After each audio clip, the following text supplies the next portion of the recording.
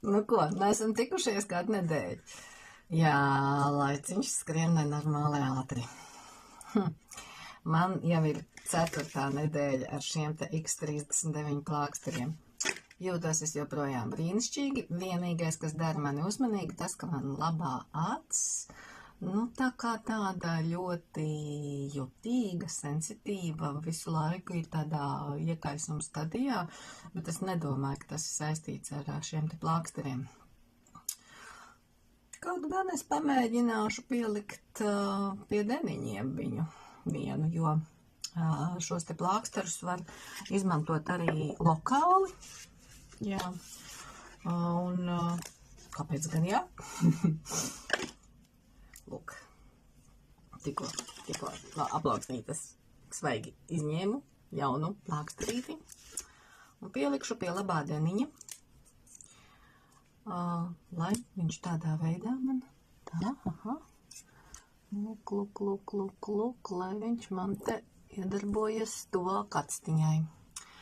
Kaut gan visi pārējie, protams, katru otro rītu uz 7. skriemeļa, katru otro rītu uz nabiņu, šodien ir skriemeļdiena.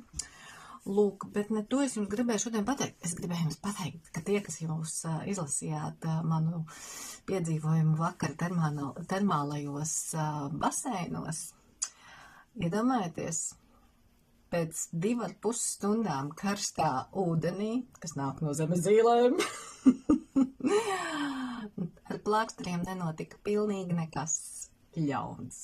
Kā es biju pielīmējusi pie nabiņas, protams, peldkustības viņu piespieda, bet tad, kad es gāju dušā, kad es novilku peldkustību nost, plāksters stāvēja kā stāvēdams, jums, protams, man ir jātic uz vārdiņa.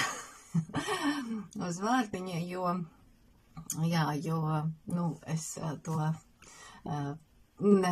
nedokumentēju ar fotogrāfiju. Lūk, tā kā, man ir viens parādiņš jums solītais par telemēriem. Jā, bet to es droši vien uzrakstīšu posta veidā, un tad jūs varēsiet lasīt par telemēriem, cik viņi svarīgi un ko viņi nozīmē mūsu jaunības formulā. Lūk, ko, tiekamies nākamreiz.